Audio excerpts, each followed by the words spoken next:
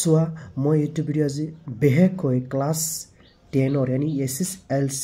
2025 ৰ ক্যান্ডিডেটছৰ কাৰণে আৰু লগতে HS ৰ 2025 ৰ ক্যান্ডিডেটছৰ কাৰণে यानी SS ৰ ষ্টুডেন্টৰ কাৰণে তোমালোকৰ কাৰণে মই এইটো ভিডিঅ' বিশেষকৈ লৈ আহিছো চোৱা কিয় লৈ আহিছো এইটো মোষ্ট ইম্পৰ্টেন্ট ভিডিঅ' হয় কথাটো হ'ল যে তোমালোকে বিশেষকৈ এইটো ভিডিঅ' এইটো কাৰণে চাবা যামি কেনেকৈ পঢ়িলে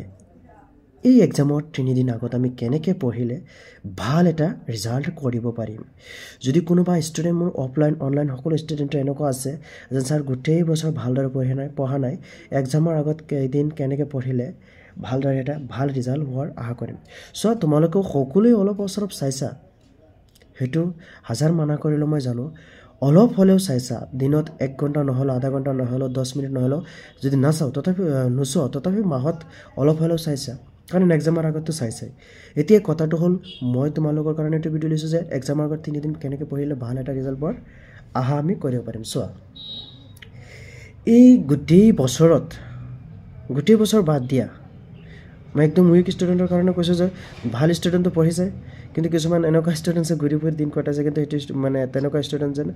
এতিয়া আমি এক্সামৰ আগত কেনেকৈ পঢ়িলে ভালদৰে এটা ৰিজাল্ট হ'ব তেনেকুৱা ষ্টুডেন্টৰ কাৰণে বেয়া নাপাবা মই কৈছো ঠিকই তোমালোকে কিছুমান ভকলকে কোৱা নাই এনেকুৱা ষ্টুডেন্ট আছে মোৰ অফলাইনত আছে অনলাইনত আছে যে গোটেই বছৰ ভালদৰে পঢ়া নাই এক্সামৰ আগত কেইদিনমান পঢ়ি মানে পৰীক্ষাত বহিব সো সেইকেজন ষ্টুডেন্টে তোমালোকে সকলোৱে চাব লাগিব যে এই এক্সামৰ আগত যি অলপ বছৰ আগতে চাইছিলে সেইকেইটা মন পুথি ভালদৰে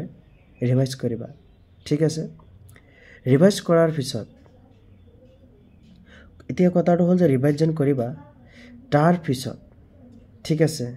চোৱা কেনেকৈ পঢ়িবা যে গোটেই বছৰ যি পঢ়িছা এইকেইদিন অলপ বছৰ চাই চাবা চোৱা আজিৰ দিনটো ধৰা চোৱা কিন্তু এই এক্সামৰ 3 দিন আগত ধৰা তোমালোকৰ ইংলিছ কাৰোবাৰ যিকোনো এক্সাম মানে সকলোতে চাগে ইংলিছে তোমালোকে কাম কৰিবা 3 দিন আগত মানে এই 3 দিন আগৰ পৰা তোমালোকৰ এইটো সাবজেক্টে ধৰিব লাগিব ঠিক আছে এইটো সাবজেক্টৰ প্ৰথম অৱস্থাত তোমালোকে মেইন বুকটো লোৱাৰ পিছত এটা কাম কৰিবা যে যিখিনি তোমালোকে আগত অলপ পঢ়িছা ঠিক আছে হেকেটা ভালদৰে ৰিভাইজ কৰা তাৰ পিছত ৰিভাইজ শেষ হোৱাৰ পিছত ধৰা এদিনত বা দুদিনত এদিনতেই শেষ কৰিব লাগিব ন মেইন বুকটো তাৰ পিছত ধৰা যি কিছুমান বাকি আছে আধা হৈছে আধা হোৱা নাই হেকেটা শেষ কৰা দিনত শেষ কৰিছা ৰাতি এখিনি শেষ কৰা এতিয়া আহি যোৱা অলপ গ্ৰামাৰত ঠিক আছে গ্ৰামাৰত অলপ মন দিয়া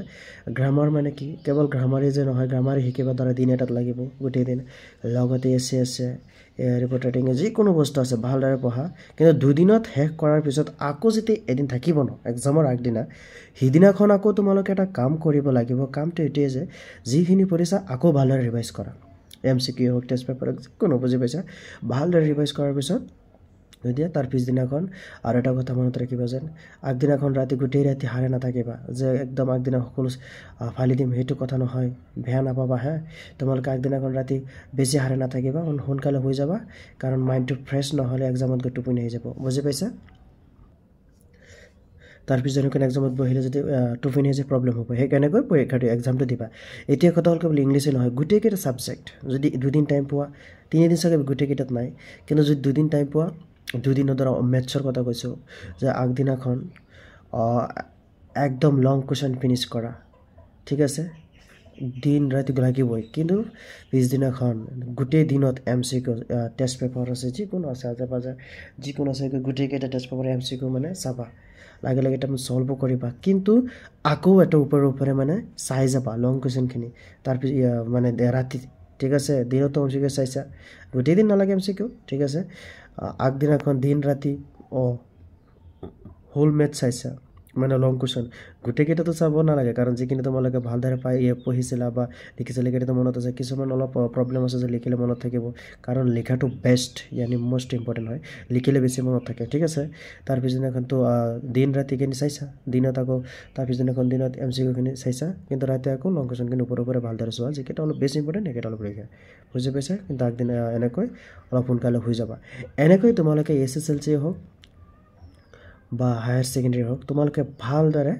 এক্সামটো দিবা ঠিক আছে আৰু দিব পাৰিবা তোমালোকলৈ মোৰ পৰা এডভান্স